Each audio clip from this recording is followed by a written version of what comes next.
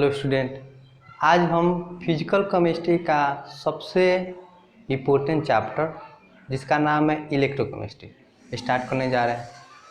तो कहने का मतलब है कि सबसे पहले हम लोग इलेक्ट्रोकेमिस्ट्री चैप्टर पढ़ने जा रहे हैं। तो पहले ये जान लेते हैं कि बिहार बोर्ड में इससे कितना नंबर क्वेश्चन आता है। तो बिहार बोर्ड में इससे हमेशा कुछ ना क्वेश्चन जरूर आता है। जैसे बिहार बोर्ड में हमेशा रिपीट करता है। जैसे हम जानते हैं कि इसमें हम लोग एक टॉपिक होता है जैसे फैराडे लॉ। तो फैराडे का दो लॉ होता है, एक होता है फर्स्ट लॉ और सेकेंड लॉ। तो बिहार बोर्ड में हमेशा या तो फर्स्ट लॉ से या तो सेकेंड लॉ से हर बार क्वेश्चन पूछता ही है। इसके साथ साथ हम लोग इलेक्ट्रोकेमिस्ट्री में और बहुत सारे टॉपिक है, जैसे इलेक्ट्रोलाइसिस हो गया, सेल या बैटरी हो गया, जो हम लोग पढ़ेंगे। तो इससे भी क्वेश्चन रहता है। तो चलिए हम लोग आइए अपना चैप्टर को स्टार्ट करते हैं। तो देखा जाए तो यहाँ से हम लोग को चैप्टर का नाम क्या है, इलेक्ट्रोकेमिस्ट्री। चैप्टर का नाम क्या है, इलेक्ट्रोकेमिस्ट्री, जिसको हम लोग हिंदी में बोलते हैं वैद्युत रसायन। तो वैद्युत रसायन चैप्टर पढ़ने से पहले, इलेक्ट्रोकेमिस्ट्री चैप्टर पढ़ने से पहले हम लोग ये जान लेते हैं कि इलेक्ट्रोकेमिस्ट्री है क्या और इसका परिभाषा क्या होगा। क्योंकि अक्सर क्या होता है कि बहुत ऐसे लोग होते हैं जो बोल देते हैं कि कौन सा चैप्टर आप पढ़ रहे हैं, ठीक है, तो आप बोल देंगे कि इलेक्ट्रोकेमिस्ट्री। तो इलेक्ट्रोकेमिस्ट्री क्या में क्या पढ़ते हैं, इलेक्ट्रोकेमिस्ट्री का डिफिनीशन बताइए, ये ज़रूरत होती है। तो सबसे पहले हम लोग चैप्टर को स्टार्ट करने से पहले ये जान लेते हैं इलेक्ट्रोकेमिस्ट्री में कौन कौन से टॉपिक के बारे में पढ़ते हैं, ठीक है। इसके साथ साथ इलेक्ट्रोकेमिस्ट्री में कौन कौन से सारे टॉपिक हम लोग मिलते हैं, कौन इंपॉर्टेंट है कौन इंपॉर्टेंट नहीं है, पहले ये जान लेते हैं। तो आइए हम लोग देखा जाए तो इलेक्ट्रोकेमिस्ट्री का सबसे पहले हम लोग डिफिनीशन देख ले जा रहे हैं। तो देखिए, तो इलेक्ट्रोकेमिस्ट्री, तो यहाँ पर हम लोग को इलेक्ट्रोकेमिस्ट्री देखा जाए तो ये दिखाई दे रहा है कि दो शब्दों से बना है, इलेक्ट्रो प्लस केमिस्ट्री। यानी यहाँ से बोला जाता है कि इलेक्ट्रोकेमिस्ट्री जो है ये दो शब्दों के मिलने से बना है। पहला इलेक्ट्रो, यहाँ पर हम लिखे इलेक्ट्रो प्लस केमिस्ट्री के मिलने से बना है। इलेक्ट्रोकेमिस्ट्री किसके मिलने से बना है, इलेक्ट्रो प्लस केमिस्ट्री। तो इलेक्ट्रो को हम लोग अलग लिख दिए और केमिस्ट्री को अलग लिख दिए। अब चलिए, इलेक्ट्रो का मतलब क्या होता है। तो इलेक्ट्रो का मतलब होता है इलेक्ट्रिक करंट। यहाँ पर बोला गया इलेक्ट्रो का मतलब होता है, यहाँ से इलेक्ट्रिक करंट, इलेक्ट्रिक करंट हम लोग ये बोला गया। अब इलेक्ट्रिक करंट को हम हिंदी में क्या बोलते हैं, हम लोग को वैद्युत धारा, वैद्युत यहाँ से धारा, ये बोला गया। चलिए, केमिस्ट्री में अक्सर हम लोग को यहाँ से यहाँ केमिस्ट्री का मतलब तो समझते हैं, लेकिन यहाँ पर केमिस्ट्री का मतलब ये बोला गया कि केमिस्ट्री में हम लोग अक्सर क्या पढ़ते हैं यहाँ पर, तो इलेक्ट्रिक हम लोग यहाँ पर केमिस्ट्री का मतलब यहाँ से बोला गया, केमिस्ट्री का मतलब होता है यहाँ पर केमिकल रिएक्शन। केमिस्ट्री का मतलब क्या होता है, केमिकल रिएक्शन, ठीक है, जिसको बोलते हैं हम लोग को रासायनिक अभिक्रिया, ये हम लोग बोला गया। यानी हम लोग को यहाँ से केमिस्ट्री, तो केमिस्ट्री में तो जानते ही हैं केमिस्ट्री का मतलब रसायन होता है, लेकिन केमिस्ट्री कहने का मतलब क्या था, यहाँ पर केमिस्ट्री का मतलब हुआ कि केमिस्ट्री में हम लोग को क्या पढ़ते हैं, तो सामान्यतः केमिकल रिएक्शन के बारे में भी पढ़ते हैं। तो यहाँ पर सिंपल सा केमिस्ट्री में बोला गया, केमिस्ट्री का मतलब यहाँ पर होता है केमिकल रिएक्शन। केमिकल रिएक्शन का मतलब होता है रासायनिक अभिक्रिया। अब यहाँ पर देखा जाए तो इलेक्ट्रोकेमिस्ट्री जो है, इलेक्ट्रो प्लस केमिस्ट्री दोनों को जोड़ कर दिया गया है। यानी एक ऐसा चैप्टर जिसमें हम इलेक्ट्रिक करंट और केमिकल रिएक्शन के बीच क्या संबंध है इसके बारे में पढ़ते हैं। यानी यहाँ पर हमें साफ साफ दिखाई दे रहा है कि इलेक्ट्रो का मतलब इलेक्ट्रिक करंट और केमिस्ट्री का मतलब केमिकल रिएक्शन। यानी हम लोग इलेक्ट्रोकेमिस्ट्री जो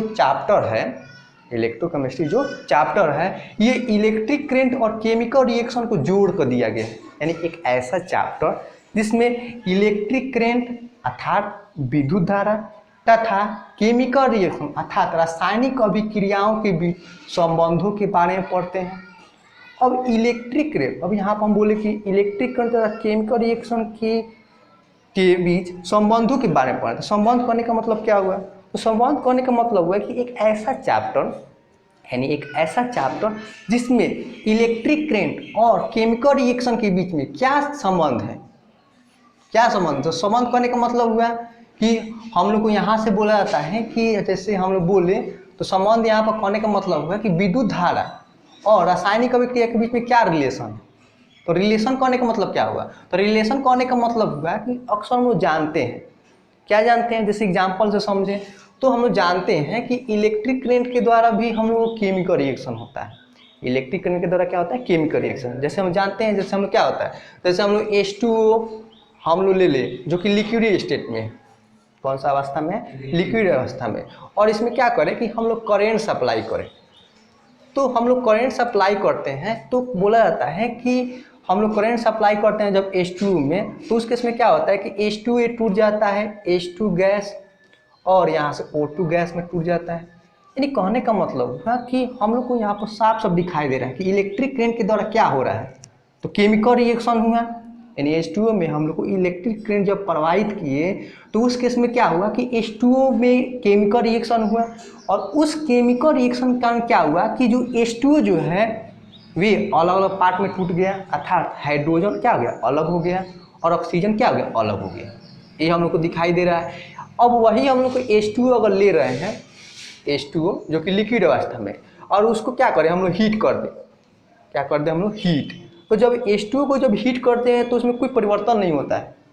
उस केस में क्या होता है? तो उस केस में हम सब लोग जानते हैं कि H2O जो है ये गैस अवस्था में बदल जाएगा।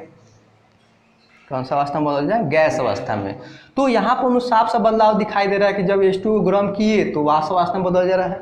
यानी जैसे हम लोग को द्रव अवस्था में था वैसा ही अब गैसीय अवस्था में हो गया। लेकिन यहाँ पर देखिए तो जब H2O में करंट सप्लाई किए तो ये गैस अवस्था में नहीं बदल रहा है, हाइड्रोजन साहब अलग हो गए और ऑक्सीजन साहब क्या हो गए? अलग हो गए। तो यहाँ पर हमें ये करंट के द्वारा बदलाव दिखाई दे रहा है। तो कहने का मतलब है कि ये हम लोग देखते हैं। इसके साथ जैसे हम लोग और एग्जाम्पल है, जैसे हम लोग NaCl ले लो, वही ठीक है, NaCl जो कि ठोस अवस्था में है, ले लिए। अब क्या कर रहे हैं कि इसमें आप करंट सप्लाई कर रहे हैं, तो हम लोग समझते हैं कि H2O में जब आप जब हम लोग NaCl में करंट जब सप्लाई करते हैं तो हम लोग जानते हैं, 9th में पढ़ते हैं कि हम लोग को यहाँ से सोडियम हम लोग प्राप्त होता है और यहाँ से हम लोग क्लोरीन गैस प्राप्त होता है। ठीक है, रिएक्शन को बैलेंस कर रहा था हाफ Cl2। तो कहने का मतलब हुआ कि यहाँ पर सोडियम में अगर करंट सप्लाई कर रहे हैं तो इसमें भी देखा जाए तो सोडियम क्या हो गया? अलग हो गया, क्लोरीन अलग हो गया। लेकिन वही आप हम लोग सोडियम ले लीजिए, वही आप सोडियम ले लीजिए, इसको आप क्या कीजिए कि हम लोग को वाटर में डाल दीजिए, वाटर में डाल दीजिए। तो जब वाटर में डालते हैं तो सोडियम क्या होता है? हम लोग को सोडियम अलग हो गया और क्लोरीन क्या होता है? अलग होता है। यानी हम लोग क्या होता है कि सोडियम जो है, सोडियम को पानी में जब डालते हैं तो उस केस में सोडियम और क्लोरीन अलग हो जाता है, अर्थात ये अलग अलग आयन में टूट जाता है। यानी एक पर प्लस आ गया, एक पर माइनस आ गया, यानी ये आयोनाइज हो गया। बात समझ आ रहा है? तो यहाँ पर हम साफ साफ बदलाव दिखाई दे रहा है कि करंट जब सप्लाई कर रहे हैं तो उस केस में हम लोग को भी अलग अलग पार्ट में टूट जा रहा है। लेकिन वही हम लोग करंट जब नहीं दे रहे हैं तो कोई दूसरा प्रोसेस कर रहे हैं, जब H2 को हीट कर रहे हैं तो सीधा गैस में बदल जा रहा है। वही NaCl को हम लोग कर रहे हैं, वाटर में डाल रहे हैं तो यह आयोनाइज हो जा रहा है। वही लेकिन हम लोग को सोडियम को क्या किए कि करंट सप्लाई किए तो उसमें से सोडियम उदासीन अवस्था में टूट गया और क्लोरीन उदासीन अवस्था में टूट गया। लेकिन वही यहाँ पर देखिए तो क्या H2O में हम लोग NaCl को डाल लें तो क्या ये उदासीन अवस्था में है? क्या ये उदासीन अवस्था में है? नहीं है। तो कहने का मतलब हमें ये बदलाव दिखाई दे रहा है। यानी इस चैप्टर में हमें साफ साफ दिखाई दे रहा है कि विद्युत धारा के द्वारा यहाँ पर केमिकल रिएक्शन हो रहा है, ध्यान रखना है। इसके साथ साथ हम लोग को यहाँ पर इसमें ये भी पढ़ते हैं केमिकल रिएक्शन के द्वारा, जैसे हम लोग जानते हैं कि बैटरी में क्या होता है? केमिकल रिएक्शन होता है। बैटरी में क्या होता है? केमिकल रिएक्शन होता है। और उस केमिकल रिएक्शन के कारण क्या होता है? विद्युत धारा उत्पन्न होता है। जैसे हम लोग बैटरी हम लोग ले ले तो अक्सर हम लोग बैटरी, ठीक है, हम लोग बैटरी जो घर में यूज करते हैं तो उस केस में हम लोग देखते हैं कि उसमें हम लोग को यहाँ से केमिकल रिएक्शन होता है, केमिकल रिएक्शन। और उस केमिकल रिएक्शन के द्वारा क्या होता है? विद्युत धारा हम लोग को उत्पन्न होता है। समझते हैं भाई कि हम लोग निश्चित रूप से वही बैटरी हम लोग लेते हैं तो बैटरी में उसमें केमिकल रिएक्शन होता है और उस केमिकल रिएक्शन के द्वारा विद्युत धारा उत्पन्न होता है। और विद्युत धारा उत्पन्न कैसे होता है इस चैप्टर में पढ़ना है। इस चैप्टर में पढ़ना है कि बैटरी कैसे कार्य करता है, बैटरी कैसे चार्ज होता है, बैटरी डिस्चार्ज कैसे होता है, तो उसके बारे में हम पूरा गहन से अध्ययन करेंगे। लेकिन तत्काल के लिए ध्यान रखना है इस चैप्टर में हम लोग क्या पढ़ते हैं? तो इस चैप्टर में ये पढ़ते हैं कि इलेक्ट्रिक करंट के द्वारा कैसे हम लोग केमिकल रिएक्शन होता है जो कि हम एग्जाम्पल से देख रहे हैं, पढ़ेंगे। फिर इसके साथ साथ हम लोग ये भी जानते हैं कि हम लोग केमिकल रिएक्शन के द्वारा, तो केमिकल रिएक्शन होता क्या है, तो बैटरी में केमिकल रिएक्शन होता है और उस केमिकल रिएक्शन के दौरान क्या होता है, विद्युत धारा उत्पन्न होता है। यानी कहने का मतलब हुआ कि अगर इतना बात हम लोग को मिला दें और मिलाकर निश्चित रूप से हम लोग को वैद्युत रसायन का अगर परिभाषा बोले, वैद्युत रसायन का अगर परिभाषा बोले तो हम लोग बोल सकते हैं कि रसायन विज्ञान की वह शाखा, रसायन विज्ञान की वह शाखा जिसमें हम विद्युत धारा तथा रासायनिक अभिक्रियाओं के बीच, विद्युत धारा तथा रासायनिक अभिक्रियाओं के बीच संबंधों के बारे में पढ़ते हैं। तो संबंध करने का मतलब क्या हुआ, संबंध करने का मतलब हुआ कि विद्युत धारा की, संबंध करने का मतलब हुआ कि विद्युत धारा के द्वारा, विद्युत धारा के द्वारा कैसे केमिकल रिएक्शन होता है तथा हम लोग केमिकल रिएक्शन के द्वारा कैसे विद्युत धारा उत्पन्न होती है, यही इस चैप्टर में अध्ययन करते हैं। तो निश्चित रूप से हम लोग को इसका डिफिनेशन आपके नोट्स में लिखा हुआ है, उस नोट्स से आप ऐड कर लीजिएगा अपने कॉपी में। चलिए ध्यान दिया जाए। अब यहाँ से हम लोग को इलेक्ट्रोकेमिस्ट्री का डिफिनेशन जानने के बाद अब हम लोग आते हैं, हम लोग इलेक्ट्रोकेमिस्ट्री में कौन कौन से टॉपिक के बारे में पढ़ना है इसके बारे में आते हैं। तो चलिए हम ध्यान दिया जाए।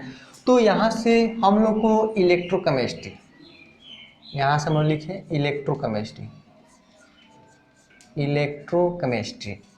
तो इलेक्ट्रोकेमिस्ट्री जिसको हम लोग को परिभाषा भी जान चुके हैं, जिसको बोलते हैं वैद्युत, वैद्युत यहाँ से रसायन, जिसको बोलते हैं वैद्युत रसायन। अब वैद्युत रसायन में हम लोग कौन कौन से टॉपिक जो इम्पोर्टेंट है ये हम लोग देखते हैं। तो सबसे पहले हम लोग को इलेक्ट्रोकेमिस्ट्री में कौन कौन से टॉपिक के बारे में पढ़ना है, तो सबसे पहले हम लोग पढ़ना है हम लोग को कंडक्टेंस के बारे में, कंडक्टेंस के बारे में पढ़ना है, जिसको बोलते हैं चालकत्व। हम लोग को चालकत्व के बारे में पढ़ना है। दूसरा यहाँ पर हम लोग टॉपिक पढ़ना है इलेक्ट्रोलाइसिस, इलेक्ट्रोलाइसिस, हाँ वही है जो आप लोग क्लास 10 में पढ़े रहते हैं, इलेक्ट्रोलाइसिस, जिसको बोलते हैं क्या, वैद्युत अपघट, वैद्युत अपघटन बोलते हैं या वैद्युत अपघटन बोलते हैं, वैद्युत अपघटन बोलते हैं, हिंदी आप देख लीजिए, वैद्युत अपघटन ही बोला जाता है, ध्यान रखना है इलेक्ट्रोलाइसिस। फिर हम इसी में तीसरा टॉपिक पढ़ना है सेल या बैटरी के बारे में, ठीक है, सेल या बैटरी के बारे में पढ़ना है। सेल कितने तरह के होते हैं, बैटरी कैसे कार्य करता है, कैसे वर्क करता है, ये हम लोग पढ़ना है, जिसको हिंदी में हम लोग सेल को हिंदी में सेल ही बोलते हैं, ठीक है। या हम लोग को बैटरी, बैटरी इसके बारे में हम पढ़ना है। तो हम लोग को इलेक्ट्रोकेमिस्ट्री में हम लोग को इन 3 टॉपिक के बारे में पढ़ना है। सबसे पहले कंडक्टेंस के बारे में पढ़ना है, ठीक है, उसके बाद इलेक्ट्रोलाइसिस के बारे में पढ़ना है और सेल या बैटरी के बारे में पढ़ना है। तो सबसे पहले हम लोग को कंडक्टेंस को चालू करते हैं, ठीक है। तो कंडक्टेंस के बारे में पढ़े तो यहाँ पर लिखते हैं कंडक्टेंस, कंडक्टेंस जिसको हम लोग बोलते हैं चालकत्व, इसको हम लोग क्या बोलते हैं, चालकत्व।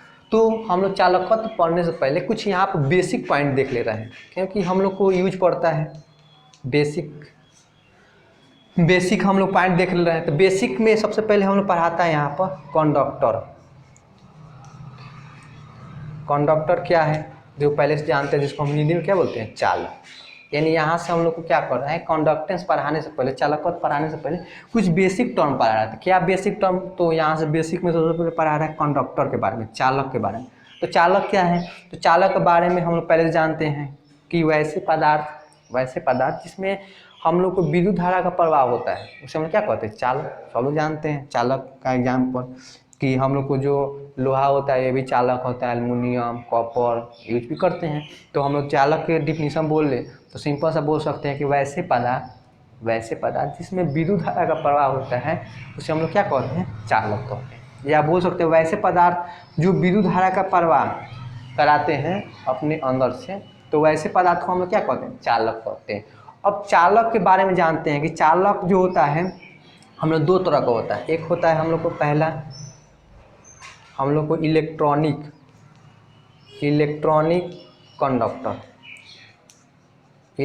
कंडक्टर, जिसको हम लोग को हिंदी में बोलते हैं, इलेक्ट्रॉनिक कंडक्टर को हिंदी में बोलते हैं। इसको एक और नाम होता है मेटालिक भी कंडक्टर बोलते हैं, मेटालिक कंडक्टर, मेटालिक कंडक्टर, जिसको हम हिंदी में बोलते हैं इलेक्ट्रॉनिक चालक।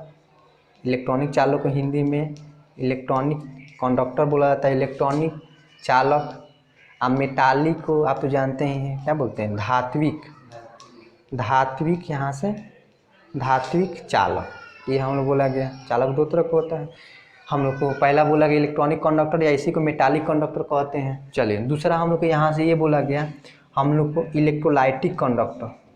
इलेक्ट्रोलाइटिक यहाँ से कंडक्टर, इलेक्ट्रोलाइटिक कंडक्टर जिसको हम लोग हिंदी में बोलते हैं क्या, वैद्युत अपघट्य चालक। हिंदी में बोलते हैं वैद्युत अपघट्य यहाँ से चालक, ये हम लोग बोला जाता है। तो हम लोग ये बोला गया कि हम लोग कंडक्टर का टाइप आता है तो दो तरह का होता है, एक होता है इलेक्ट्रॉनिक कंडक्टर या इसी को मेटालिक कंडक्टर कहते हैं, और दूसरा क्या होता है इलेक्ट्रोलाइटिक कंडक्टर जिसको बोलते हैं वैद्युत अपघट्य चालक। चलिए बारी बारी से इसको पढ़ते हैं। चलिए तो यहाँ से हम लोग को चालू करते हैं। सबसे पहले हम लोग को इलेक्ट्रॉनिक कंडक्टर, इलेक्ट्रॉनिक कंडक्टर, जिस इलेक्ट्रॉनिक कंडक्टर, अब हिंदी आप इसका लिख लीजिएगा इलेक्ट्रॉनिक कंडक्टर, इलेक्ट्रॉनिक चालक। तो इलेक्ट्रॉनिक चालक क्या है, तो इलेक्ट्रॉनिक चालक के बारे में बोलते हैं कि वैसे पदार्थ जो विद्युत धारा का प्रवाह एक स्थान से दूसरे स्थान तक करा दे, विद्युत धारा का प्रवाह एक स्थान से दूसरे स्थान तक करा दे बिना विघटित हुए, बिना टूटे हुए, तो वैसे हम लोग चालक को क्या कहते हैं, इलेक्ट्रॉनिक चालक। ध्यान रखना है। तो कोई पूछता है कि इलेक्ट्रॉनिक चालक क्या है, तो इलेक्ट्रॉनिक चालक आप डिक्शन बोल दीजिएगा कि वैसा पदार्थ जो विद्युत धारा का प्रवाह एक स्थान से दूसरे स्थान तक करा दे बिना विघटित हुए, बिना टूटे हुए, तो वैसे पदार्थ को हम लोग क्या कहते हैं, इलेक्ट्रॉनिक चालक कहते हैं। अब इलेक्ट्रॉनिक चालक को एग्जाम्पल पूछ दिया, तो इलेक्ट्रॉनिक चालक यहाँ पर बहुत सारे जानते हैं, जैसे लोहा जो विद्युत धारा का प्रवाह कराता है तो क्या टूट जाता है, नहीं टूटता है। लोहा बोल सकते हैं, एल्युमिनियम बोल सकते हैं, अर्थात कहने का मतलब कॉपर भी बोल सकते हैं। यानी कहने का मतलब हुआ कि जो जितने भी धातु होते हैं, जितने भी मेटल होते हैं और जितने भी धातु होते हैं, ये विद्युत धारा का प्रवाह बिना टूटे हुए करा देते हैं।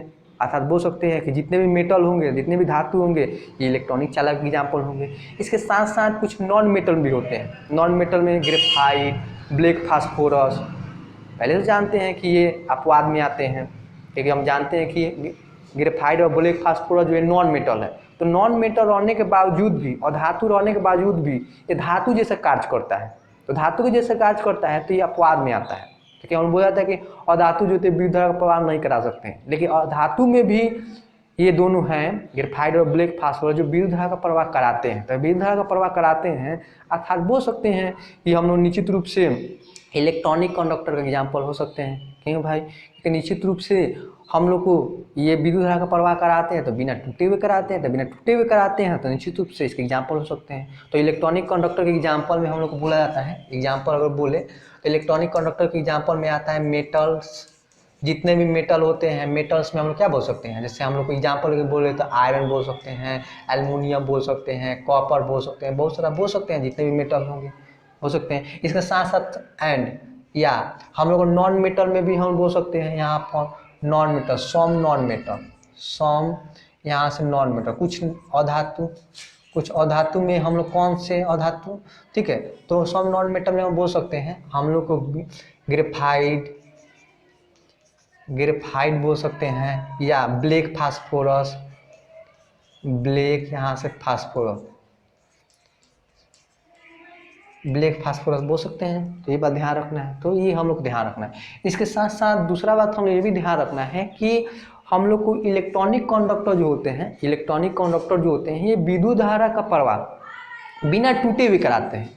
तो बिना टूटे हुए कराते हैं तो अक्सर इसमें विद्युत धारा का प्रवाह कैसे होता है, अर्थात करंट को एक स्थान से दूसरे स्थान तक कैसे पहुंचाया जाता है, यानी करंट एक स्थान से दूसरे स्थान पर कैसे पहुंचता है। तो बोला जाता है कि इलेक्ट्रॉनिक कंडक्टर में करंट को एक स्थान से दूसरे स्थान तक जो ले जाने वाले होते हैं ये इलेक्ट्रॉन होते हैं। अर्थात बोला जाता है कि इलेक्ट्रॉन के प्रवाह के कारण ही इस तरह के कंडक्टर में विद्युत धारा का प्रवाह होता है। तो ये भी बात ध्यान रखना है। चलिए, तो ये बात ध्यान रखना है। अब चलिए इलेक्ट्रॉनिक कंडक्टर के बाद हम लोग आते हैं दूसरा, हम लोग को ये बात ध्यान रखना है। इसमें पहला पॉइंट ध्यान रखना है कि इलेक्ट्रॉनिक कंडक्टर कोई क्या होता है, क्या है, तो बोलेंगे वैसे पदार्थ जिसमें विद्युत धारा का प्रवाह, वैसे पदार्थ जो उसमें विद्युत धारा का प्रवाह हो बिना विघटित हुए, अर्थात बोल सकते हैं वैसे पदार्थ जो विद्युत धारा का प्रवाह बिना विघटित हुए करा दे, बिना विघटित हुए या बिना टूटे हुए करा दे, तो वैसे पदार्थ को हम लोग क्या कहते हैं? इलेक्ट्रॉनिक चालक कहते हैं, इलेक्ट्रॉनिक कंडक्टर कहते हैं, या इसी को मेटालिक कंडक्टर भी बोला जाता है। ध्यान रखना है। चलिए अब इसका एग्जाम्पल याद रखना है। इसके साथ साथ हम लोग को अगला पॉइंट यहाँ बोला गया कि इस तरह के कंडक्टर में विद्युत धारा का प्रवाह कैसे होता है, तो इलेक्ट्रॉन के प्रवाह के कारण विद्युत धारा का प्रवाह होता है। तो ये बात ध्यान रखना है। दूसरा पॉइंट, चलिए अब यहाँ पर इलेक्ट्रॉनिक कंडक्टर के बाद आते हैं इलेक्ट्रोलाइटिक कंडक्टर।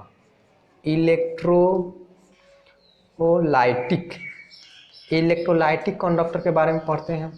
इलेक्ट्रोलाइटिक कंडक्टर क्या है? चलिए तो इलेक्ट्रोलाइटिक कंडक्टर के बारे में बोले, जिसको बोलते हैं वैद्युत अपघट चालक। तो बोला जाता है कि ये वैसे हम लोग चालक होते हैं जो विद्युत धारा का प्रवाह, ये वैसे चालक होते हैं जो विद्युत धारा का प्रवाह टूटने के बाद कराते हैं। तो इस तरह के चालक को हम लोग क्या कहते हैं? इलेक्ट्रोलाइटिक कंडक्टर कहते हैं। जैसे एग्जाम्पल के लिए बोले तो जैसे हम लोग को आप NaCl ले लें, NaCl नमक का पत्थर ले ले ठोस अवस्था में, तो उस केस में ध्यान रखना है कि नमक पत्थर में जब आप करंट का प्रवाह कराइएगा, ठोस अवस्था में है, तो उसमें करंट का प्रवाह नहीं हो सकता है, अर्थात एक स्थान से दूसरे स्थान तक करंट नहीं पहुंच सकता है। लेकिन वही नमक के पत्थर को आप पानी में डाल दीजिए, जल में डाल दीजिए, तो जल में डालिएगा तो नमक जो है टूट जाएगा, Na+Cl- Na+Cl-। अब उस केस में आप विद्युत धारा का प्रवाह कराइएगा तो उस केस में होगा। तो ध्यान रखना है कि इलेक्ट्रोलाइटिक कंडक्टर में विद्युत धारा का प्रवाह तभी हो सकता है जब ये टूटेगा तब। तो टूटेगा कब? तो जब पानी में जाएगा। तो ये बात ध्यान रखना है कि हम लोग को कोई पूछता है कि इलेक्ट्रोलाइटिक कंडक्टर क्या है, तो बोल सकते हैं कि एक ऐसा कंडक्टर जिसमें विद्युत धारा का प्रवाह टूटने के बाद होता है, तो उस तरह के कंडक्टर को क्या कहते हैं? इलेक्ट्रोलाइटिक कंडक्टर कहते हैं। अर्थात हम सुधार का अगर डिफिनेशन बोले इलेक्ट्रोलाइटिक कंडक्टर का, अर्थात वैद्युत अपघट चालक का, तो बोल सकते हैं कि एक ऐसा चालक जिसमें विद्युत धारा का प्रवाह, या एक ऐसा पदार्थ जो विद्युत धारा का प्रवाह टूटने के बाद कराते हैं, तो उस तरह के चालक को हम लोग क्या कहते हैं? इलेक्ट्रोलाइटिक कंडक्टर कहते हैं, वैद्युत अपघट चालक कहते हैं। ध्यान रखना है। अब एग्जाम्पल में NaCl बोल सकते हैं, ध्यान रखना है, MgCl2 बोल सकते हैं, बहुत सारे एग्जाम्पल बोल सकते हैं। चलिए अब पहला बात। दूसरा बात यहाँ से बोला गया कि जैसे इलेक्ट्रॉनिक कंडक्टर में बोले थे कि करंट का प्रवाह कैसे होता है, तो इलेक्ट्रॉन के प्रवाह के कारण करंट का प्रवाह होता है। तो पूछा जाता है कि इलेक्ट्रोलाइटिक कंडक्टर में करंट का प्रवाह कब होता है? ठीक है, तो बोला जाता है कि हम लोग को निश्चित रूप से यहाँ से ये बोला गया कि इसमें इस तरह कंडक्टर में इलेक्ट्रॉन के प्रवाह के कारण होता है। तो इस तरह कंडक्टर में हम लोग को करंट का प्रवाह किस कारण से होता है? तो बोला जाता है कि इस तरह के कंडक्टर में, अर्थात इलेक्ट्रोलाइटिक कंडक्टर में हम लोग करंट को एक स्थान से दूसरे स्थान तक जो ले जाने वाले होते हैं वे आयन होते हैं, यानी आयन के प्रवाह के कारण, आयन के फ्लो करने के कारण इस तरह कंडक्टर में विद्युत धारा का प्रवाह होता है। जबकि इस तरह के कंडक्टर में बोले अभी कि करंट का प्रवाह इलेक्ट्रॉन के प्रवाह के कारण होता है, जबकि इसमें आयन के प्रवाह के कारण विद्युत धारा का प्रवाह होता है। ये बात ध्यान रखना है। चलिए तो आप उधर नोट कीजिए, अब हम लोग मिटाते हैं, उसके बाद हम लोग आगे बढ़ेंगे। चलिए ध्यान दिया जाए। अब इसके बाद हम लोग को इलेक्ट्रोलाइटिक कंडक्टर के बारे में पढ़े। तो इलेक्ट्रोलाइटिक कंडक्टर वैसे कंडक्टर होते हैं जो टूटने के बाद विद्युत धारा का प्रवाह कराते हैं। कब विद्युत धारा का प्रवाह कराते हैं? टूटने के बाद। तो हम लोग को टूटने के बाद विद्युत धारा का प्रवाह कराते हैं। तो बोला जाता है इलेक्ट्रोलाइटिक कंडक्टर दो तरह के होते हैं। कौन कौन? तो एक को बोला जाता है स्ट्रॉन्ग, यहाँ से बोला गया इलेक्ट्रोलाइटिक कंडक्टर दो तरह के, तो स्ट्रॉन्ग इलेक्ट्रोलाइटिक यहाँ से कंडक्टर हम लोग बोला गया, जिसको बोलते हैं प्रबल वैद्युत अपघट, जिसको हम लोग क्या बोलते हैं? प्रबल वैद्युत अपघट हम लोग ये बोला गया। ठीक है। दूसरा हम लोग बोला जाता है वीक इलेक्ट्रोलाइटिक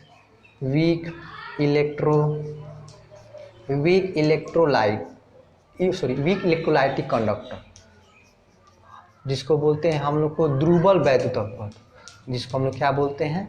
दुर्बल वैद्युत अपघट।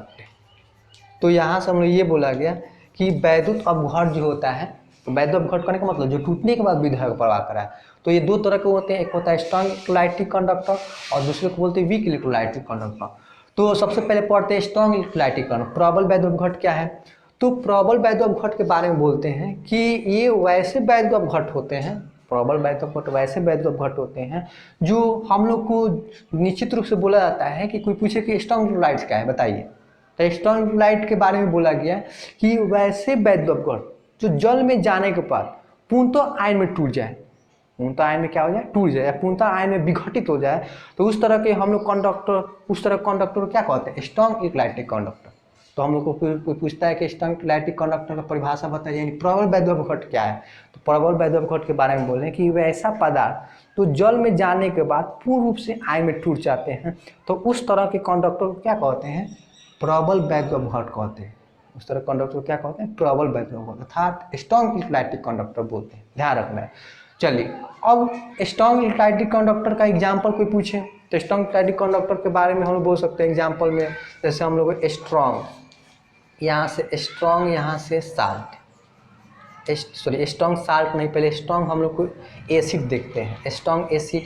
तो स्ट्रॉन्ग जो एसिड जो होते हैं ये प्रबल वैद्युत अपघट के एग्जाम्पल होते हैं। कैसे होते हैं, जैसे मान लीजिए स्ट्रॉन्ग एसिड में हम जानते हैं एसिड, जैसे हम लोग को यहाँ से एसिड में बोल सकते हैं HCl बोल सकते हैं, हम लोग H2SO4 बोल सकते हैं, ठीक है, H2SO4 बोल सकते हैं, हम लोग HNO3 बोल सकते हैं ETC, ठीक है।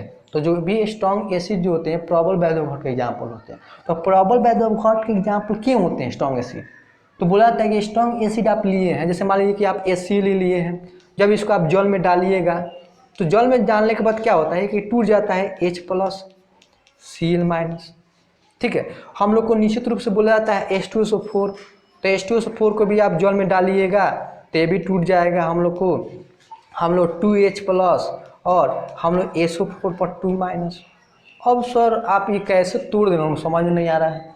तो ये आप बेसिक में हम पढ़ाए थे, उसको आप वीडियो देखिएगा, वहाँ से आपको समझ में आ जाएगा। तो निश्चित रूप से यहाँ पर H2SO4 को जब तोड़ते हैं तो यहाँ से हाइड्रोजन अलग होता है और यहाँ पर SO4 जो है इसको हम लोग सल्फेट आयन बोलते हैं। तो सल्फेट आयन जो है SO4 पर 2-, ये कभी भी अलग नहीं होता है, यानी सल्फर ऑक्सीजन कभी भी अलग नहीं होता है, सिर्फ जब भी अलग होगा इसको तोड़ेंगे तो यहाँ से हाइड्रोजन अलग हो जाएगा और सल्फेट आयन क्या हो जाएगा, अलग हो जाएगा। तो ये बात ध्यान रखना है। तो H2SO4 को जल में डालेंगे तो टूट जाएगा 2H+ SO4 पर 2-।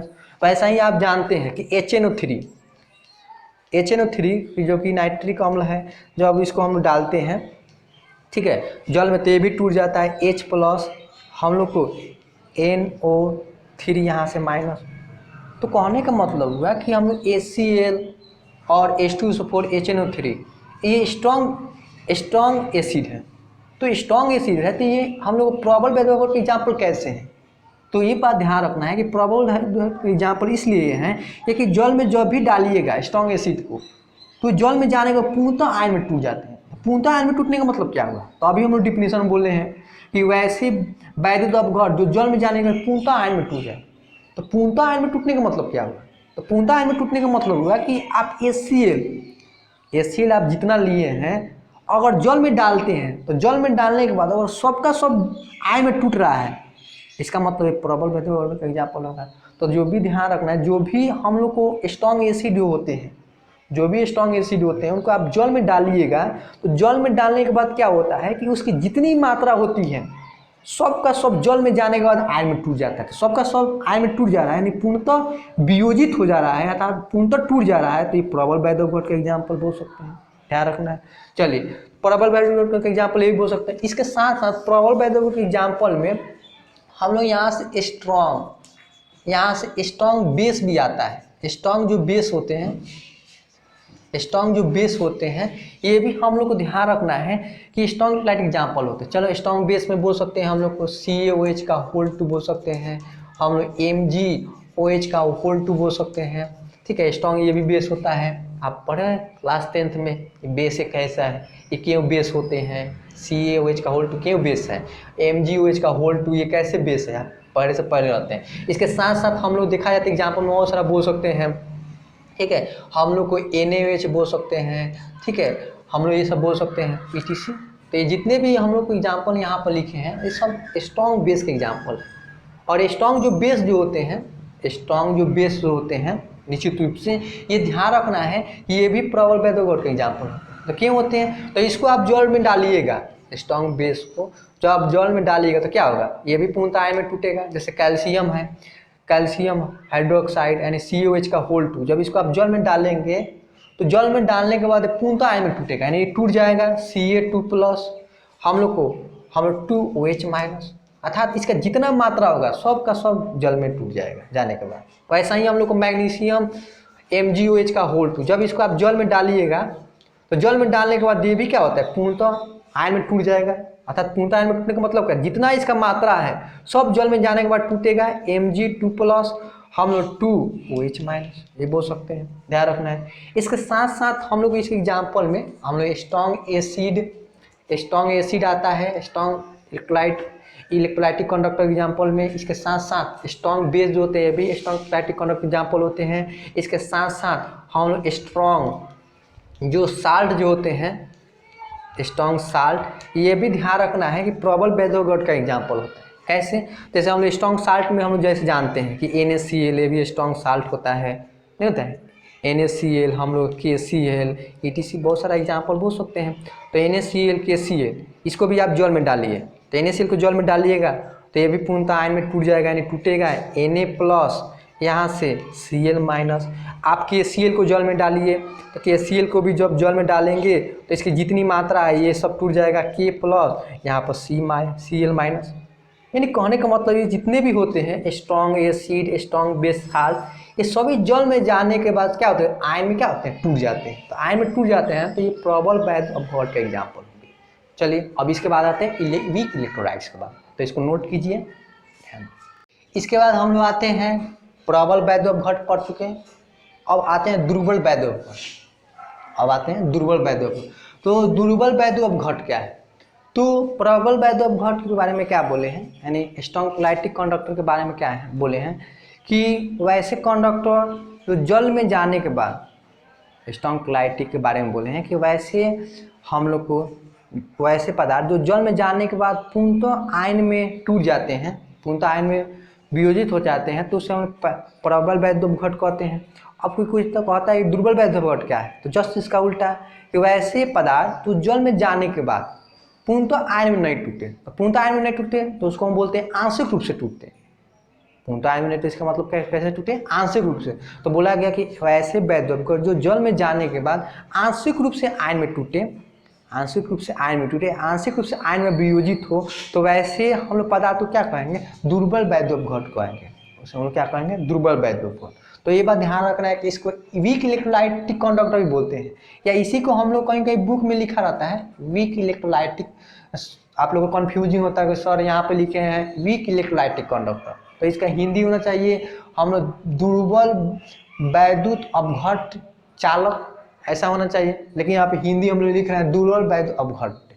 तो कहीं कहीं ध्यान रखना है कि वीक इलेक्ट्रोलाइटिक कंडक्टर भी लिखा रहता है, और कहीं कहीं वीक इलेक्ट्रोलाइसिस भी लिखा रहता है, कहीं कहीं बुक में कहीं कहीं वीक इलेक्ट्रोलाइसिस भी लिखा रहता है, तो उसका दोनों का मतलब लगभग सेम ही होता है। तो ये बात ध्यान रखना है। तो वही हम लोग को यहाँ पर वीक इलेक्ट्रोलाइसिस के बारे में जान रहा है। तो वीक इलेक्ट्रोलाइसिस क्या है, तो बोला गया कि वैसे पदार्थ जो जल में जाने के बाद आंशिक रूप से वियोजित होते हैं, यानी पूर्णतः नहीं वियोजित होते हैं, पूर्णतः वियोजित नहीं होते हैं, तो वैसे पदार्थ को हम क्या कहते हैं, दुर्बल वैद्युत कहते हैं। वैसे पदार्थ क्या कहते हैं, दुर्बल वैद्युत। अब दुर्बल वैद्युत का एग्जाम्पल कोई पूछे तो दुर्बल वैद्युत का एग्जाम्पल में आता है ऑर्गेनिक हम लोग कंपाउंड।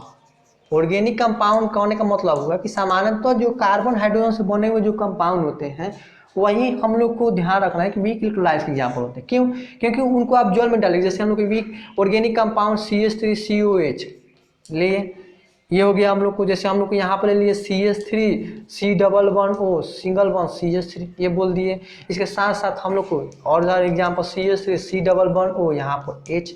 तो ये जितने भी ऑर्गेनिक कंपाउंड होते हैं अर्थात जो सामान्यतः जो कार्बन हाइड्रोजन से बने हुए कंपाउंड होते हैं, ध्यान रखना ये वीक इलेक्ट्रोलाइट के एग्जाम्पल होते हैं। क्यों एग्जाम्पल होते हैं, तो इनको जब भी जल में डालिएगा तो ये पूर्णतः आयन में नहीं टूटते हैं, बात ना रहे, पूर्णतः आयन में नहीं टूटते हैं। जबकि प्रबल वैद्युत जो होते हैं उनको जब भी आप जल में डालिएगा पूर्णतः आयन में टूट जाएंगे। तो पूर्णतः आयन में टूटने का मतलब हुआ क्या हुआ, तो पूर्णतः आयन में टूटने का मतलब हुआ कि जैसे मान लीजिए कि हम लोग NaCl बोले कि NaCl जो है प्रबल वैद्युत है, तो प्रबल वैद्युत है, तो मान लीजिए 5 NaCl लिए, अब 5 NaCl को पानी में डाल दिए, तो पांचों NaCl को जब पानी में डालिएगा तो पांचों आयन में टूट जाएगा, यानी 5Na प्लस और 5Cl माइनस, पांचों के पांचों आयन में वियोजित हो जाएगा, टूट जाएगा। लेकिन वही अगर वीक इलेक्ट्रोलाइट ले रहे हैं तो मान लीजिए CH3CO जो 5 को लीजिए, तो 5 को लीजिएगा तो उस केस में ये पूर्णतः आयन नहीं टूटेगा। अगर 5 को ले रहे तो 5 को हो सकता है कि 2 को टूटे, 1 को टूटे, यानी ये पूर्णतः नहीं टूटेगा, आंशिक रूप से टूटेगा। तो ये बात ध्यान रखना है कि जो प्रबल वैद्य अपघट जो होते हैं वे जल में जाने के बाद पूर्णतः आयन में टूट जाते हैं, तब पूर्णतः वियोजित होते हैं, जबकि दुर्बल वैद्य अपघट जो होते हैं वे जल में जाने के बाद पूर्णतः आयन में नहीं टूटते हैं, तो आयन में नहीं टूटते हैं। तो इसके एग्जाम्पल में बोल सकते हैं ऑर्गेनिक कंपाउंड, जो भी ऑर्गेनिक कंपाउंड होते हैं वे वीक इलेक्ट्रोलाइट के एग्जाम्पल होते हैं। क्यों भाई? क्योंकि ये जब भी जल में जाते हैं तो ये आंशिक रूप से आयन में टूटते हैं, पूर्णतः नहीं टूटते। चलिए, तो इस यहाँ तक पढ़ने के बाद हम लोग को अब अगला टॉपिक अपना चालू करते हैं। चलिए, इसको पहले नोट कीजिए, आप लिखिए, चलिए इसको हम मिटा रहे हैं। तो समझते हैं, आप लिख लिए होंगे, मिटाते हैं। इसके बाद हम लोग को यहाँ तक पढ़ने के बाद हम समझते हैं आप लोग को कोई दिक्कत नहीं होगा। जो भी दिक्कत हो तो हम लोग को पर्सनल पूछ सकते हैं आप लोग। चलिए, अब इसके बाद पढ़ने के बाद हम लोग को अब आते हैं हम लोग अगले टॉपिक पर। इसके बाद हम लोग पढ़ना है ओम्स लॉ। जैसे आप फिजिक्स में भी ओम्स लॉ पढ़ते हैं, तो फिजिक्स वाले में क्या होता है कि फिजिक्स वाले जो होते हैं बोल देते हैं कि नहीं केमिस्ट्री में पढ़ना है तो केमिस्ट्री वाले सर पढ़ा देंगे, और केमिस्ट्री वाले सर जो होते हैं बोल देते हैं फिजिक्स वाले सर पढ़ा देंगे। लेकिन हम ऐसा नहीं करेंगे, हम अच्छे ढंग से पढ़ाएंगे। तो चलिए, हम लोग को फिजिक्स का हो चाहे केमिस्ट्री का टॉपिक हो, अगर केमिस्ट्री में पढ़ना है तो उसको हम लोग अच्छी ढंग से पढ़ाते हैं। तो चलिए, हम लोग ओम्स लॉ स्टार्ट करते हैं। ओम का नियम क्या है? ओम्स लॉ, ओम्स लॉ तो जिसको बोलते हैं ओम का नियम, ओम का नियम, ओम का नियम। हम हिंदी उसका हिंदी नहीं लिख रहे हैं, इसका मतलब लिख रहे हैं, सही से लिख रहे हैं। चलिए, तो हम लोग ओम्स लॉ, ओम का नियम, तो ध्यान रखना है ओम जो थे एक वैज्ञानिक थे जिनके द्वारा ये लॉ दिया गया। तो उनका क्या लॉ है? तो ओम का नियम कहता है, ओम का नियम कहता है कि हम लोग भी समानुपाती होता है आई के। भी किसके समानुपाती होता है? आई के। तो भी का मतलब होता है potential, potential difference, potential difference जिसको बोलते हैं विभवांतर, जिसको क्या बोलते हैं? विभवांतर, पोटेंशियल डिफरेंस। और ये होता है हम लोग आई का मतलब होता है करेंट, आई का मतलब यहाँ पे क्या बोला गया? करेंट, यानी वैद्युत धारा। ठीक है, यानी ओम साहब कहते हैं कि भी समानुपाती होता है, भी डायरेक्टली प्रोपोर्शनल होता है आई के। तो भी का मतलब क्या होता है? भी का मतलब पोटेंशियल डिफरेंस जिसको बोलते हैं विभवांतर। आई का मतलब क्या होता है? करेंट, विद्युत धारा। यानी ओम का नियम ये कहता है कि भी समानुपाती है आई के, भी समानुपाती है आई के। इसका मतलब बोला गया कि भी और आई में सीधा संबंध है, तो भी और आई में सीधा संबंध है, इसका मतलब हुआ कि भी का मान ज़्यादा होगा तो आई का मान भी क्या होगा? ज़्यादा होगा। यानी ओम साहब कहते हैं कि विभव का अंतर जितना ही ज़्यादा होगा उस तार में या उस वायर में करंट का प्रवाह जो है उतना ही क्या होगा? ज़्यादा होगा। तो चलो इसको एग्जाम्पल समझते हैं। जैसे मान लीजिए कि हम इस एग्जाम्पल समझें, तो मान लीजिए कि हमने एक तार लिए, एक क्या ले लिए? तार। अब इस तार को क्या किए कि इसको बैटरी से कनेक्ट कर दिए। चलो बैटरी से कनेक्ट करें तो बैटरी में पॉजिटिव नेगेटिव टर्मिनल, तो पॉजिटिव नेगेटिव पॉजिटिव नेगेटिव, इसको कनेक्ट कर दीजिए। अब ये पॉजिटिव टर्मिनल है, क्या है? Negative terminal. तो मान लीजिए कि इस वायर को हम लोग बैटरी से कनेक्ट कर दिए, फिर एक दूसरा तार लिए, दूसरा वायर लिए। अब इस वायर को भी क्या कर रहे हैं कि बैटरी से कनेक्ट कर दे रहे हैं। तो यहाँ से बैटरी से कनेक्ट करें तो पॉजिटिव नेगेटिव कनेक्ट कर दिए। तो यहाँ पर पॉजिटिव टर्मिनल्स जुड़े हैं, इसे नेगेटिव टर्मिनल्स है, तो इस छोर को पॉजिटिव टर्मिनल्स जो है तो यहाँ पर पॉजिटिव चार्ज आएगा, इस छोर को नेगेटिव टर्मिनल्स जो है तो नेगेटिव चार्ज आएगा। सेम वैसा ही इसको पॉजिटिव टर्मिनल तो पॉजिटिव चार्ज और इसको नेगेटिव टर्मिनल तो नेगेटिव चार्ज आएगा। तो कहने का मतलब है कि जब कोई भी वायर को जब आप बैटरी से कनेक्ट कीजिएगा तो पॉजिटिव चार्ज यहाँ से इधर से जाएगा, ठीक है, और इधर से कौन सा चार्ज जाएगा? नेगेटिव चार्ज जाएगा। तो इधर से अगर पॉजिटिव चार्ज जाएगा तो यहाँ पर पॉजिटिव चार्ज कितना जाएगा? इसका मैग्नीट्यूड लिखा गया 5, ठीक है, और इसका मैग्नीट्यूड वैल्यू यहाँ पर लिखा गया, यहाँ पर 2, ठीक है। और ऐसा ही यहाँ पर अब इसको हम लोग बैटरी से जोड़े हैं तो इसके ऊपर हम लोग पॉजिटिव चार्ज जाएगा तो यहाँ पर इसका वैल्यू लिखा गया 10, और यहाँ पर हम लोग को निश्चित रूप से नेगेटिव टर्मिनल से जुड़े हैं तो यहाँ पर 2 आया वैल्यू।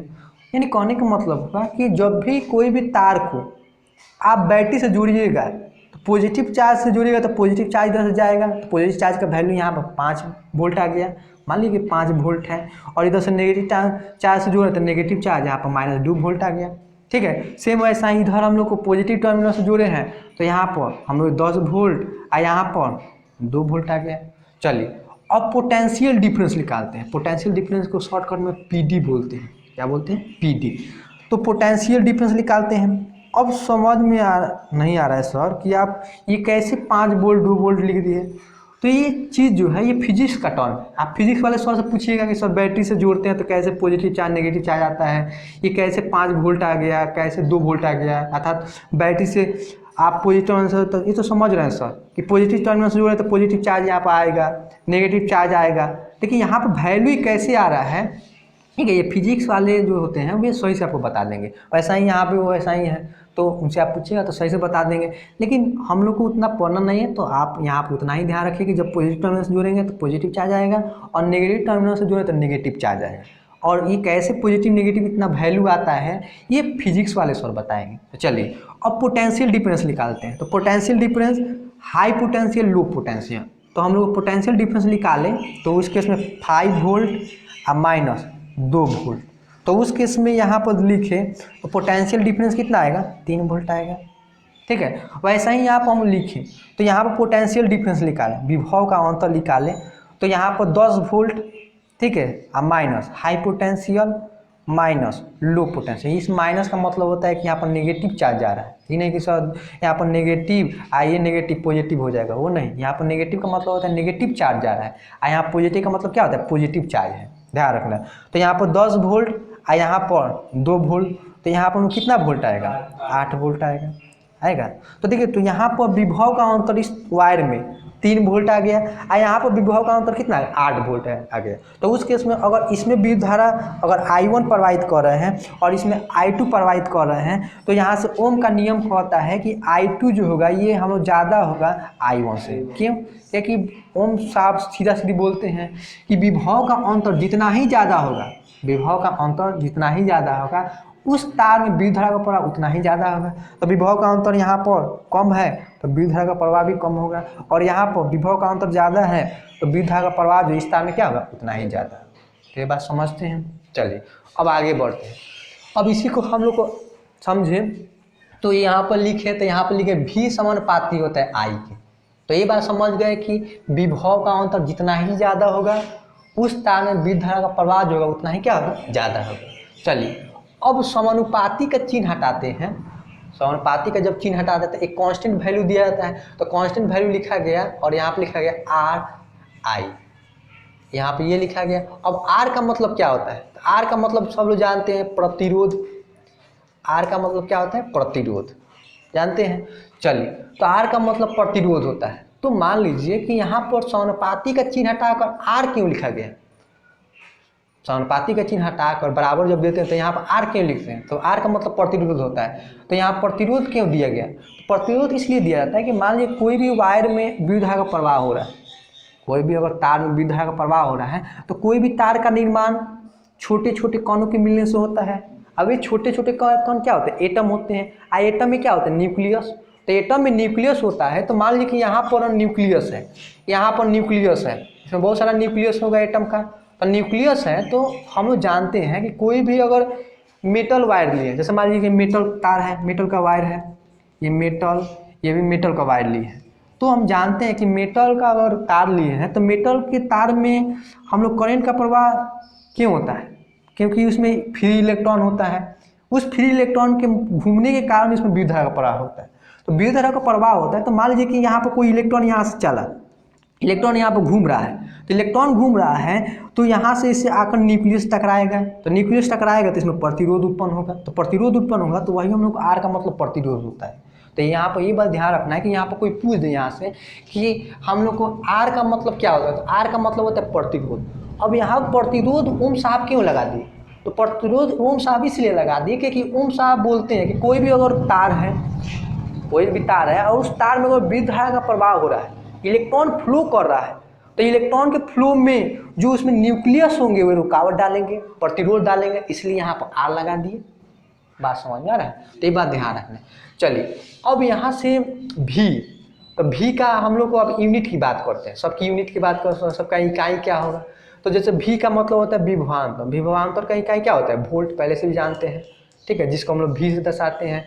आर रेजिस्टेंस का इकाई हम जानते हैं, ओम, क्या होता है, ओम। ओम को हम लोग ऐसे भी लिखते हैं, ध्यान रखना है, ओम होता है। वो ऐसा ही हम लोग को विद्युत धारा का इकाई क्या होता है, एम्पियर, विद्युत धारा का इकाई क्या होता है, एम्पियर, ये हम लिख दिए। चलिए अब इसके बाद हम लोग को आगे बढ़ते हैं, तो इतना हम लोग लिखने के बाद आगे बढ़ते हैं। चलिए तो इसको पहले आप नोट कीजिए, इसके बाद हम लोग आगे बढ़ते हैं। तो आगे बढ़े अब यहाँ पर हम लोग आगे यहाँ पर आप पहले से भी पढ़े रहते हैं, जैसे हम जानते हैं कि आर समानुपाती होता है एल के, आर समानुपाती होता है एल। एल का मतलब होता है हम लोग लेंथ ऑफ कंडक्टर, जिसको हम लोग हिंदी में क्या बोलते हैं, चालक की लंबाई, चालक की यहाँ से लंबाई। हम लोग यहाँ पर ये बात ध्यान रखना है कि एल का मतलब होता है लेंथ ऑफ कंडक्टर, चालक की लंबाई यानी आर। आर का मतलब क्या होता है, अभी बताएं, प्रतिरोध। प्रतिरोध समानुपाती होता है चालक की लंबाई के, अर्थात हम लोग को चालक की लंबाई जितना ही ज़्यादा होगा उसमें प्रतिरोध क्या होगा, उतना ही ज़्यादा है। जैसे एग्जाम्पल समझे तो जैसे मान लीजिए कि हम लोग को एक वायर बना दिए, ठीक है, अब इस वायर की लंबाई हम लोग मान लीजिए कि यहाँ पर हम ले लिए, हम लोग 2 मीटर है, इस चालक की लंबाई कितना है, 2 मीटर। फिर दूसरा हम लोग चालक ले लिए, ठीक है, अब इस चालक की हम लोग लंबाई जो है यहाँ पर हम लिखा गया कितना है, 4 मीटर, इस चालक की लंबाई 4 मीटर है। तो कहने का मतलब है कि रेजिस्टेंस जो है ये लेंथ के भी समानुपाती होता है, यानी हम लोग चालक की लंबाई जितना ही ज़्यादा होगा उसमें रेजिस्टेंस का मान क्या होगा, उतना ही ज़्यादा। तो मान लीजिए कि हम लोग चालक की लंबाई यहाँ पर तार में, इस तार में चालक की लंबाई, इस तार की लंबाई 2 मीटर है, इसकी लंबाई कितना है, 4 मीटर। तो उस केस में इस चालक की लंबाई हम लोग क्या है, कम है, ठीक है, इसकी लंबाई क्या है, ज़्यादा है। तो इसके रेजिस्टेंस को अगर R1 मानते हैं और इसके रेजिस्टेंस को R2 मान रहे हैं, तो उस केस में हम लोग R2 जो होगा ये ज़्यादा होगा R1 से, क्योंकि हम सीधा सीधा बोला जा रहा है कि जिस चालक की लंबाई ज़्यादा होगा उसमें रेजिस्टेंस भी क्या होगा, ज़्यादा होगा, और जिस चालक की लंबाई कम होगा उसका रेजिस्टेंस भी क्या होगा, कम होगा, यानी प्रतिरोध कम होगा। ध्यान रखना है। इसके साथ साथ आप ये भी जानते हैं कि R जो होता है ये इन्वर्सली प्रोपोर्शनल होता है A के। तो ए का मतलब होता है एरिया ऑफ क्रॉस सेक्शन,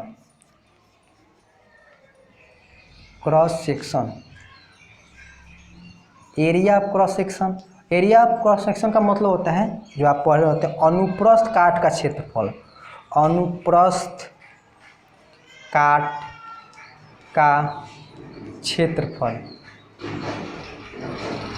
अनुप्रस्थ काट का क्षेत्रफल, जिसको हम सिंपल लाइन में चालक की मोटाई बोलते हैं,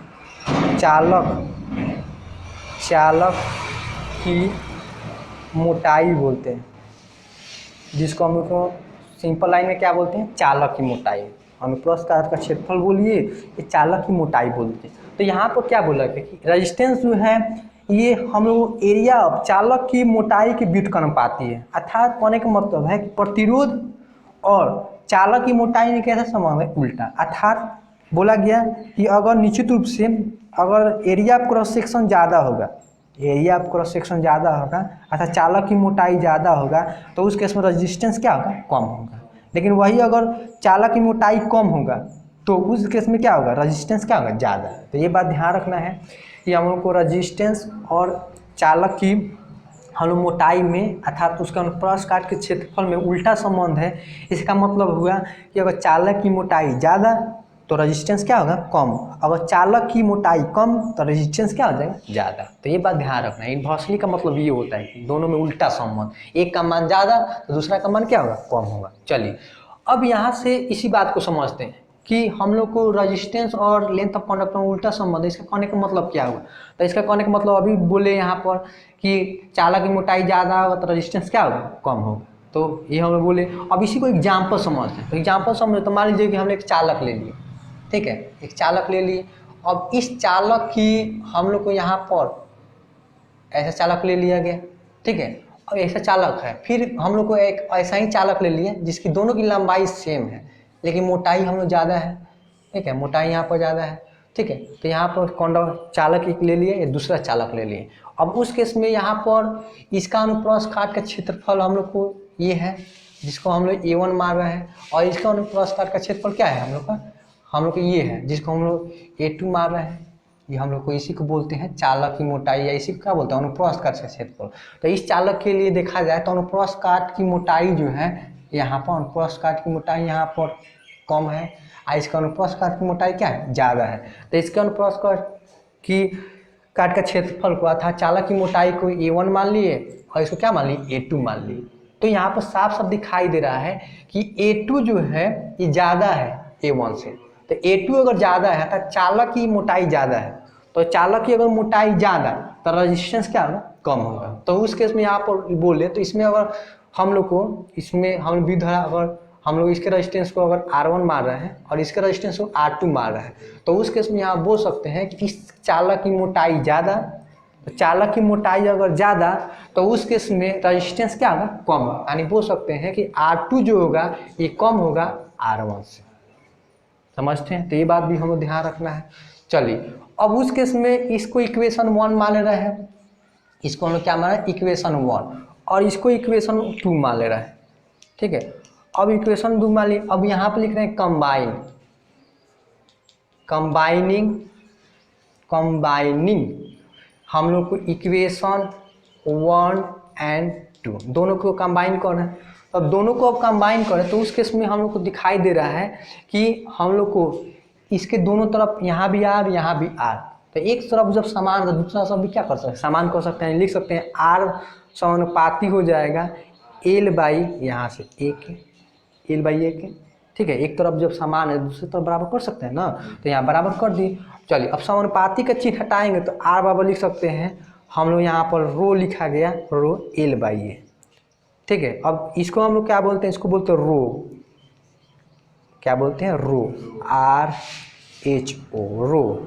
अब रो क्या है भाई, तो रो का मतलब होता है, इसको हम लोग बोलते हैं, इसका मतलब होता है हम लोग विशिष्ट, हम लोग को बोलते हैं प्रतिरोधकता, बोलते हैं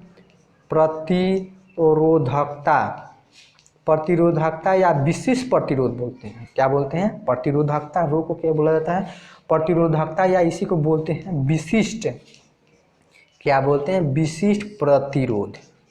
तो ये बात ध्यान रखना है, प्रतिरोधकता या इसी को क्या कहते हैं, विशिष्ट प्रतिरोध। अब यहाँ से हम लोग यहाँ से इक्वेशन मिल गया कि R बराबर हो गया रो L बाई A, जहाँ R का मतलब प्रतिरोध, R का मतलब क्या हो जाएगा, प्रतिरोध, और रो का मतलब हो जाएगा रो का मतलब होता है प्रतिरोधकता या विशिष्ट प्रतिरोध। L का मतलब ध्यान रखना है, L का मतलब बोलेंगे चालक की लंबाई, A का मतलब होता है चालक का अनुप्रस्थ काट का क्षेत्रफल, या उसे क्या बोलते हैं, चालक की मोटाई। चलिए अब यहाँ से हम लोग क्या करते हैं कि निश्चित रूप से यहाँ पर रो निकालते हैं। तो यहाँ पर रो निकाले तो रो बराबर क्या हो जाएगा, देखिए, तो रो बराबर निकाले तो ये हम लोग भागा में तो गुना में जाएगा, गुना में तो भागा में आएगा, तो रो बराबर लिख सकते हैं R गुने A, अब बटा यहाँ पर क्या लिख सकते हैं, यहाँ पर नीचे क्या आ जाएगा, L आएगा। अब यहाँ पर यूनिट ऑफ रो हम लोग को रो की इकाई की बात करते हैं, प्रतिरोधकता या विशिष्ट प्रतिरोध क्या इकाई होगा, तो इसका इकाई अगर निकाले तो रो बराबर लिख सकते हैं, देखिए R का मतलब होता है प्रतिरोध, तो प्रतिरोध का अभी इकाई बताए हैं क्या होता है, ओम, तो यहाँ पर प्रतिरोध का इकाई हम लोग ओम होता है, गुने, देखिए तो A का मतलब होता है हम लोग चालक की मोटाई या चालक अनुप्रस्थ काट का क्षेत्रफल। तो चालक की मोटाई अगर सेंटीमीटर में माप रहे हैं तो लेंथ को भी सेंटीमीटर में मापना होगा। अगर चालक की मोटाई को मीटर में माप रहे हैं, मीटर क्यूब में माप रहे हैं, तो इसको हम लोग को मीटर में मापना पड़ेगा। तो हम लोग को चालक का अनुप्रस्थ काट का क्षेत्रफल को हम लोग को सेंटीमीटर ले रहे हैं, तो यहाँ पर क्या हो जाएगा, सेंटीमीटर स्क्वायर, तो लेंथ को भी सेंटीमीटर में लेना पड़ेगा, तो सेंटीमीटर, तो 1 सेंटीमीटर से 1 सेंटीमीटर गया, तो उस केस में रो का इकाई हो जाएगा रो यहाँ पर क्या हो जाएगा, सेंटीमीटर, क्या हो जाएगा, रो सेंटीमीटर, या इसी को हम लोग को ऐसे लिखते हैं, और रो को हम लोग क्या लिखते हैं, ऐसे लिखते हैं, रो ऐसे सेंटीमीटर, ऐसे ही ध्यान रखिए, इसको हम लोग को बोल सकते हैं। तो निश्चित रूप से क्या हो जाएगा, हम लोग को प्रतिरोधकता का इकाई हो जाएगा ओम सेंटीमीटर, ध्यान रखना ध्यान रखना। तो इसको लिखिए आगे बढ़ो।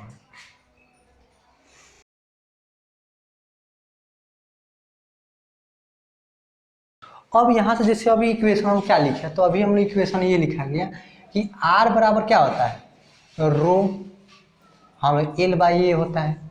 तो रो का मतलब तो ये समझ रहे हैं कि रो का मतलब क्या होता है। रो का मतलब हम लोग ये होता है कि हम लोग को, रो का मतलब क्या होता है, विशिष्ट प्रतिरोध, या इसी को क्या बोलते हैं, प्रतिरोधकता। लेकिन अब इसको परिभाषित करना है, कैसे परिभाषित, कहीं पूछ दिया, जैसे अक्सर पूछा जाता है कि बताइए रो क्या है, रो को परिभाषित करें, यानी विशिष्ट प्रतिरोध या प्रतिरोधकता का मतलब क्या होता है, इसको आप परिभाषित करें। तो इसको परिभाषित करें तो देखिए, तो यहाँ से बोला है कि यदि हम लोग को एल बराबर, एल का मतलब क्या होता है, चालक की लंबाई, एल बराबर अगर 1 सेंटीमीटर लिया जाए तथा एल बराबर 1 सेंटीमीटर क्यूब, 1 सेंटीमीटर, तथा ए बराबर अगर 1 सेंटीमीटर क्यूब लिया जाए, तो अगर हम लोग को एल बराबर चालक की लंबाई 1 सेंटीमीटर लिया जाए और चालक की मोटाई 1 सेंटीमीटर क्यूब, अगर 1 सेंटीमीटर स्क्वायर लिया जाए, 1 सेंटीमीटर क्यूब स्क्वायर लिया जाए, तो उस केस में हम लोग क्या हो जाएगा, तो उस केस में यहाँ पर देखा जाए थोड़ा सा, तो उस केस में यहाँ पर ठीक है, तो यहाँ पर अगर एल बराबर 1 सेंटीमीटर लिया जाए और ए बराबर 1 सेंटीमीटर स्क्वायर लिया जाए, तो उस केस में क्या हो जाएगा, आर बराबर हो जाएगा रो के, होगा।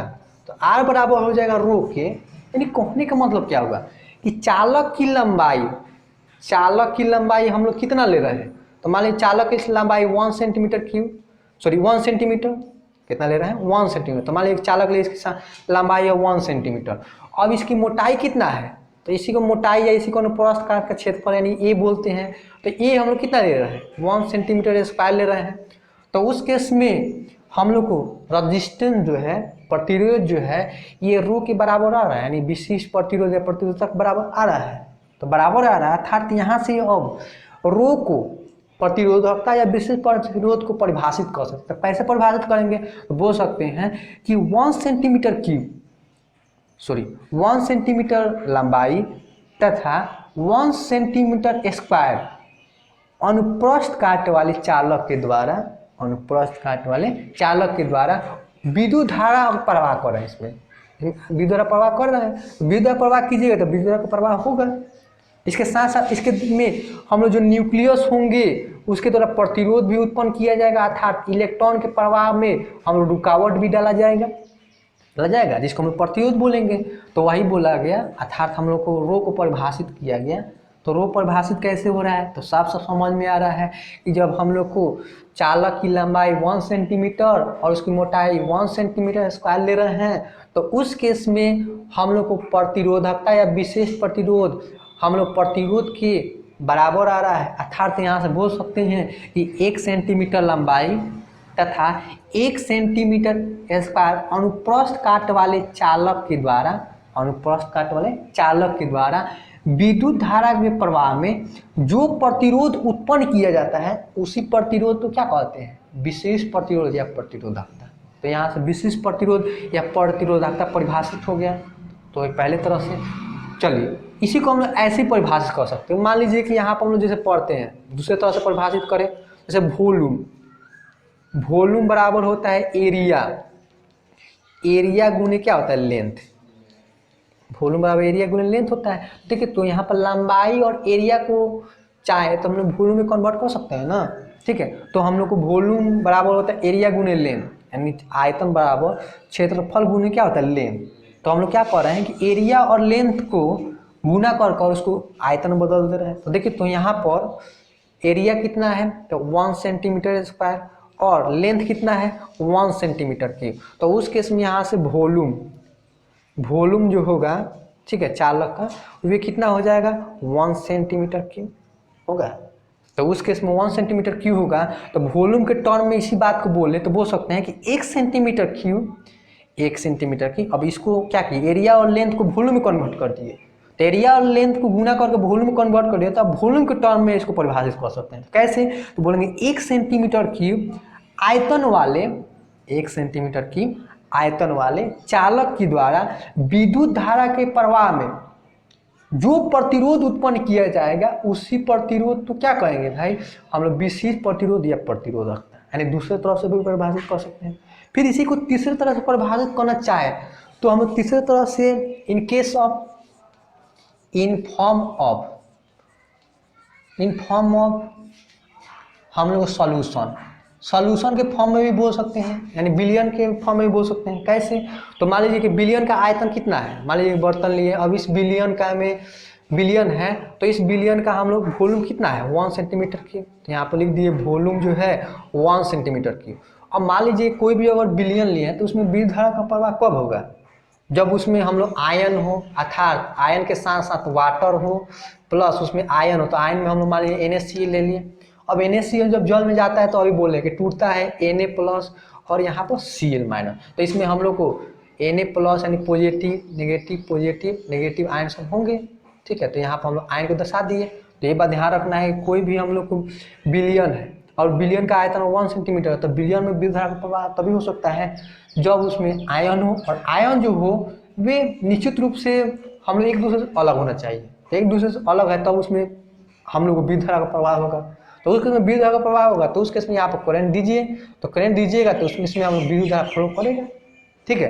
तो फ्लो करेगा तो अब इसी को हम लोग आयन बिलियन के टर्म में बोल सकते हैं, हम लोग को इसी को अब बिलियन के टर्म में बोल सकते हैं, फॉर्म ऑफ सॉल्यूशन। बिलियन के फॉर्म में बोले तो बिलियन का हम लोग आयतन कितना है 1 सेंटीमीटर क्यूब, तो उस केस में 1 सेंटीमीटर क्यूब है तो उस केस में हम लोग उसमें आयन होगा तभी विद्युत धारा का प्रवाह हो सकता है। ये बात भी ध्यान रखना है कि कोई भी बिलियन में विद्युत धारा का प्रवाह तभी होता है जब उसमें आयन होता है। जैसे जल में आयन होता है, इस कारण से विद्युत धारा का प्रवाह होता है। लेकिन जल में अगर आयन नहीं रहे, हाँ, जो प्योर जो वाटर होता है उसमें ध्यान रखना है आयन नहीं होता है, इस कारण से उसमें विद्युत धारा का प्रवाह नहीं होता है। लेकिन जो हम लोगों को सिंपल जो वाटर होता है जो कल से प्राप्त करते हैं या नदी से जो भी प्राप्त करते हैं उसमें आयन होते हैं, इस कारण से विद्युत धारा का प्रवाह होता है। तो ये बात ध्यान रखना है। यहाँ से 1 सेंटीमीटर के जो बिलियन लिए हैं इसमें विद्युत धारा का प्रवाह तभी हो सकता है जब इसमें आयन हो, तो इसमें हम लोग आयन ले लिए और उसके समय आयन जो है ये जाने के बाद बिलियन में टूट जाएगा, Na प्लस Cl दर्शा दिए। अब उस केस में आप विद्युत धारा प्रवाह करेंगे तो विद्युत धारा का प्रवाह होगा, ठीक है। इसके साथ साथ इसमें कुछ प्रतिरोध भी उत्पन्न किया जाएगा, तो वही हम लोग बोला गया कि अब इसी को बिलियन के टर्म बोले तो बोल सकते हैं कि 1 सेंटीमीटर क्यूब आयतन वाले बिलियन के द्वारा 1 सेंटीमीटर क्यूब आयतन वाले बिलियन के द्वारा हम लोग को विद्युत धारा के प्रवाह में जो प्रतिरोध उत्पन्न किया जाता है उसी प्रतिरोध को हम लोग क्या कहते हैं, विशिष्ट प्रतिरोध। तो हम लोग को ध्यान रखना है विशिष्ट प्रतिरोध को 3 तरह से परिभाषित कर सकते हैं। तो कोई पूछ दिया कि विशिष्ट प्रतिरोध को परिभाषित करें, विशिष्ट प्रतिरोध है क्या, विशिष्ट प्रतिरोध या प्रतिरोधकता है क्या, इसको परिभाषित करें, तो हम लोग बोलेंगे कि इसको 3 तरह से परिभाषित कर सकते हैं। कैसे, तो पहले बोलिए भाई कि जब हम लोग को चालक की लंबाई 1 सेंटीमीटर और इसकी मोटाई 1 सेंटीमीटर क्यूब लेते हैं तो उस केस में हम लोग को प्रतिरोधकता या विशिष्ट प्रतिरोध हम लोग को रेजिस्टेंस के बराबर होता है। तो उस केस में हम लोग बोल सकते हैं कि 1 सेंटीमीटर क्यूब आयतन वाले बिलियन के द्वारा विद्युत धारा के प्रवाह में, गलत बोल दिए, बिलियन नहीं, 1 सेंटीमीटर लंबाई तो 1 सेंटीमीटर स्क्वायर अनुप्रस्थ काट वाले चालक के द्वारा विद्युत धारा के प्रवाह में जो प्रतिरोध उत्पन्न किया जाता है उसी प्रतिरोध को क्या कहते हैं, विशिष्ट प्रतिरोध। पहले तरह से परिभाषित कर सकते हैं, फिर दूसरी तरह से परिभाषित कर सकते हैं। कैसे, तो हम बोल सकते हैं कि दूसरे तरह से परिभाषित करें तो कर सकते हैं कि फिर इसी को लेंथ और एरिया गुना कर वॉल्यूम कन्वर्ट कर दिए, तो वॉल्यूम कन्वर्ट कर दिए तो बोल सकते हैं 1 सेंटीमीटर क्यूब आयतन वाले चालक के द्वारा जो प्रतिरोध उत्पन्न किया जाता है उसी प्रतिरोध को क्या कहते हैं, विशिष्ट प्रतिरोध कहते हैं। दूसरी तरह से फिर इसको बिलियन के फॉर्म में बोल सकते हैं कि 1 सेंटीमीटर क्यूब आयतन वाले बिलियन के द्वारा 1 सेंटीमीटर क्यूब आयतन वाले बिलियन के द्वारा जो प्रतिरोध उत्पन्न किया जाता है उसी प्रतिरोध को क्या कहते हैं, विशिष्ट प्रतिरोध। 3 तरह से परिभाषित कर सकते हैं। तो आज के लिए हम इतना ही रहने देते हैं। आज हम लोग कुछ बेसिक टर्म पढ़े, फिर अगले क्लास में हम लोग को पढ़ेंगे। तो आज तो हम लोग बेसिक पढ़े कुछ, फिर अगले क्लास में हम लोग को अपने टॉपिक यानी कंडक्टेंस जो है वहाँ से चालू करेंगे। तो यहाँ अगले क्लास में पढ़ते हैं। चलिए आज के लिए इतना ही।